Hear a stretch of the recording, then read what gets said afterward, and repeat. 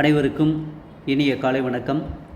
வள்ளல் பாரி பயிற்சி மையம் பொன்னமராவதி முதுகலை தமிழாசிரியர் பயிற்சி வகுப்பு. தொடர்பு கொள்ள வேண்டிய அலைபேசி எண் 8438460253.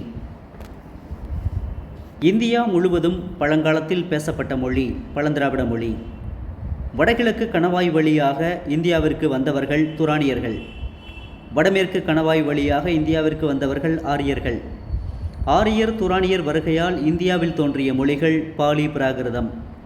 குரூக், மால்டோ, பிராகுய் மூன்றும் வட திராவிட மொழிகள். வடமேற்கு பலுசிஸ்தானத்தில் பேசப்படும் மொழி பிராகுய். ராஜ்மஹால் மலைப்பகுதிகளில் பேசப்படும் மொழி மால்டோ. திராவிட சார்புமிக்க எல்லை கடந்த திராவிட மொழி பிராகுய். இரட், முசிட் என்னும் எண்ணு பெயர்கள் காணப்படும் மொழி பிராகுய்.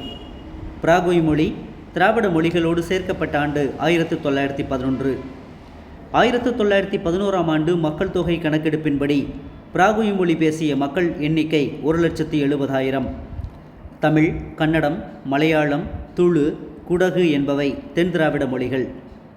நடுத்திராவிட மொழிகளில் எழுத்தும் இலக்கிய வளமும் பெற்ற மொழி தெலுங்கு.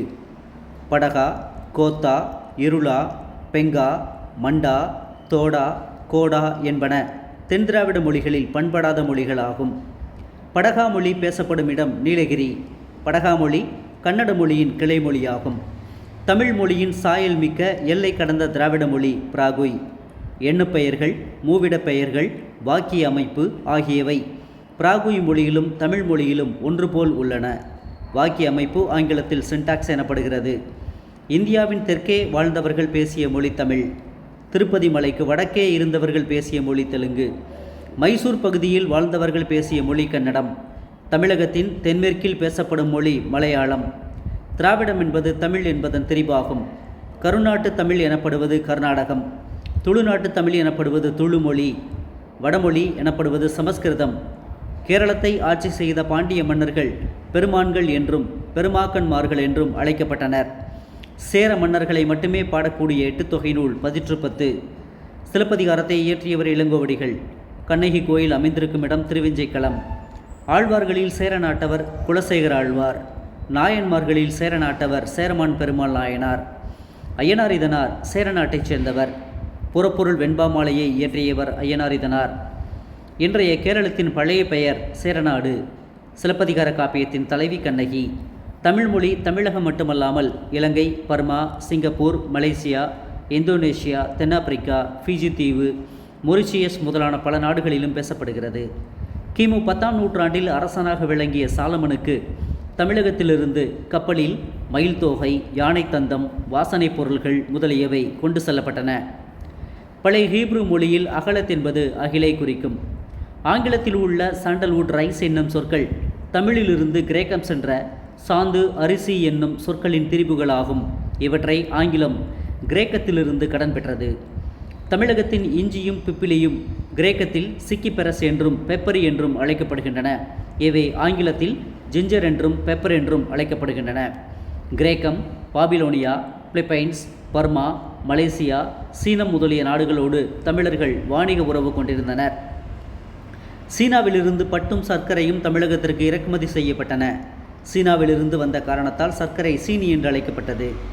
ரோம் நாட்டிற்கு தமிழகத்தின் முத்துகள், யானை தந்தங்கள், மஸ்லின் துணிகள் முதலியவை ஏற்றுமதி செய்யப்பட்டன. கிபி 2479 ஆண்டு இடைவெளியில் ஐரோப்பாவிலிருந்து பிளைனி என்பவர் இந்தியாவிற்கு பயணம் மேற்கொண்டார். பெரிப்ளூஸ் நூலாசிரியர் காலம் கிபி 60. பெரிப்ளூஸ் தன்னுடைய நூலில் தமிழகத்தின் பழங்கால துறைமுகங்களான தொண்டி, முசிறி, கொர்க்கை, காவிரி பூம்பட்டினம் ஆகியவற்றை குறித்து குறிப்பிட்டுள்ளார். கிபி 150 தாளமி என்பவர் சேர, சோழ, பாண்டியர் குறித்தும் கரூர், நாகப்பட்டினம், புதுச்சேரி ஆகிய ஊர்கள் குறித்தும் குறிப்பிடுகிறார். இம்மி, அணு, மும்மி, குணம் என்பவை தமிழருடைய சிற்றளவைகளாகும். வடமொழி இதிகாசங்கள் இராமாயணம், மகாபாரதம்.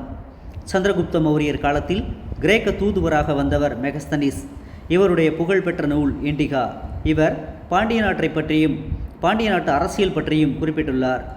இலக்கிய வகையால் சொற்கள் 4 வகைப்படும். அவை இயற்சொல், திரிசொல், திசைச்சொல், வடசொல்.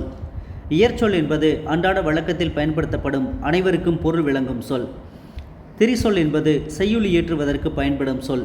இதனை செய்யுள் ஈட்டச் சொல் என்று குறிப்பிடுவர். திசைச்சொல் என்பது வேறு பகுதியிலிருந்து வந்து வழங்குவது. இதை வட்டார வழக்குச் சொல் என்றும் குறிப்பிடலாம். வடசொல் என்பது சமஸ்கிருத சொல். இது தற்சமம் தற்போவும் என இரண்டு வகைப்படும். தமிழுக்கும் வடமொழிக்கும் உரிய பொது எழுத்துக்களால் அமைவது தற்சமம். வடமொழிக்கே உரிய எழுத்துக்களால் அமைவது தற்பவம். தமிழ், செந்தமிழ், கொடுந்தமிழ் என இரண்டு வகைப்படும். செந்தமிழ் என்பது இலக்கிய வழக்கு, கொடுந்தமிழ் என்பது பேச்சு வழக்கு. பழைய தமிழ் கல்வெட்டுகள் பிராமி, வட்டெழுத்து, கிரந்த எழுத்து ஆகியவற்றால் அமைந்தவை. 7ஆம் நூற்றாண்டுக்கு பிறகு ஏற்பட்ட கல்வெட்டுகளில் இன்றைய தமிழ் எழுத்துக்கள் காணப்படுகின்றன. வட்டெழுத்து தமிழின் மிக பழமையான எழுத்தாகும்.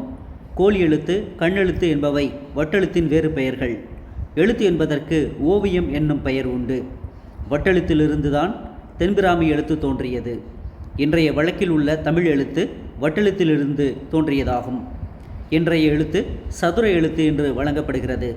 சந்தியகரம் என்பது கூட்டெழுத்தாகும். தமிழில் ஐ, ஔ என்பன சந்தியகரங்கள். ரகரம் ஒரு வகையான உரப்பொலி. ழகரம் தமிழிலும் மலையாளத்திலும் மட்டுமே வழக்கில் உள்ளது. தமிழ் மொழியின் உயிரெழுத்துக்களில் உள்ள ஏ, ஓ என்பன தேவநாகரியில் இல்லை. தேவநாகரியில் உள்ள ரு, லு என்னும் உயிரெழுத்துக்கள் தமிழ் மொழியில் இல்லை. தண்டியடிகள் பிறந்த ஊர் காஞ்சிபுரம். தமிழை அரவம் என்பவர்கள் தெலுங்கர்கள். பிறமொழி சொற்களை கடன் வாங்குவதற்கான நெறிமுறைகளை முதலில் வகுத்தவர் தொல்காப்பியர்.